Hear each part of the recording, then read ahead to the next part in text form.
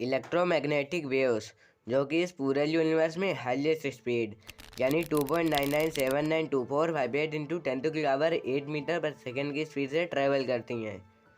अगर हम इस स्पीड से ट्रैवल करें तो हम सिर्फ एक ही सेकंड में पृथ्वी के लगभग 8 बार चक्कर बड़ी ही आसानी के साथ लगा सकते हैं। पर वेट, ये स्पीड और स्टैट्स तो लाइट की स्पीड से मैच कर रहे हैं, और हों भी क्यों ना, क्योंकि लाइट भी तो एक इलेक्ट्रोमैग्नेटिक वेव ही है। तो आज के इस वीडियो में हम इन इलेक्ट्रोमैग्नेटिक वेव्स के बारे में शुरू से लेकर अंत तक सारी जानकारियाँ जानेंगे, क्योंकि इलेक्ट्रोमैग्नेटिक वेव्स क्लासिकल फिजिक्स और क्वांटम फिजिक्स दोनों में ही एक अहम रोल प्ले करती हैं। तो आइए शुरू करते हैं आज का ये एपिसोड।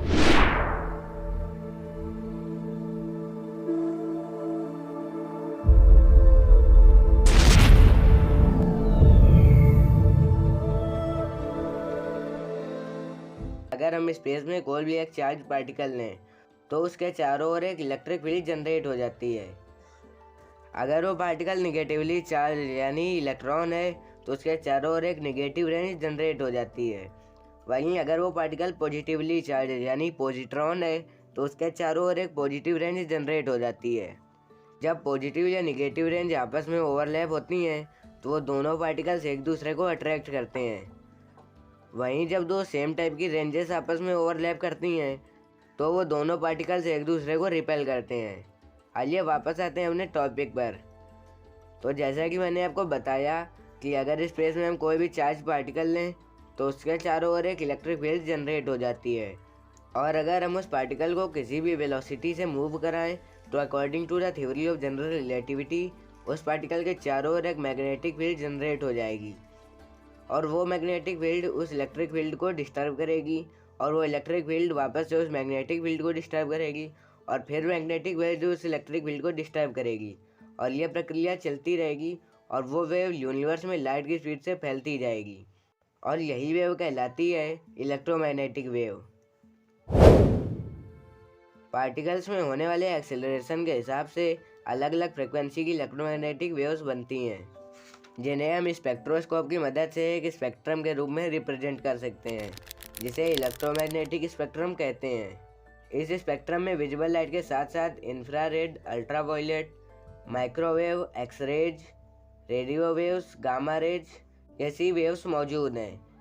जितना ज़्यादा हम स्पेक्ट्रम में रेडियो वेव्स की ओर बढ़ते जाएंगे, वेव्स की वेवलेंथ उतनी ही बढ़ती जाएगी और उसकी फ्रिक्वेंसी उतनी ही घटती जाएगी। वहीं हम जितना गामा रेज की तरफ जाते जाएंगे, वेव की वेवलेंथ उतनी ही घटती जाएगी और उसकी फ्रिक्वेंसी उतनी ही बढ़ती जाएगी। एक चीज़ जो हमें इलेक्ट्रोमैग्नेटिक वेव्स के बारे में कोई भी नहीं बताता है वो ये है कि इलेक्ट्रोमैग्नेटिक वेव के फोटोन की एनर्जी इस बात पर डिपेंड करती है कि वेव की फ्रिक्वेंसी कितनी ज़्यादा है और वेवलेंथ कितनी कम है। आइए इसे एक उदाहरण से समझते हैं। अगर हमारे पास 3 सैंपल हैं, सैंपल ए, सैंपल बी और सैंपल सी। सैंपल ए के पास high wavelength but low frequency है, वहीं सैंपल बी के पास low wavelength but high frequency है, वहीं सैंपल सी के पास दोनों ही चीज़ें मॉडरेट अमाउंट में प्रेजेंट हैं। तो आपको क्या लगता है कि इन तीनों सैंपल्स में से किस सैंपल के फोटोन के पास सबसे ज़्यादा एनर्जी होगी? तो इसका आंसर है सैंपल बी, क्योंकि सैंपल बी के वेव के पास सबसे ज़्यादा फ्रिक्वेंसी है, यानी उसके पार्टिकल्स एक सेकंड में सबसे ज़्यादा बार वाइब्रेट करते हैं, और वेवलेंथ सबसे कम है, और जितनी ज़्यादा फ्रिक्वेंसी होगी उसकी एनर्जी उतनी ही ज़्यादा होगी।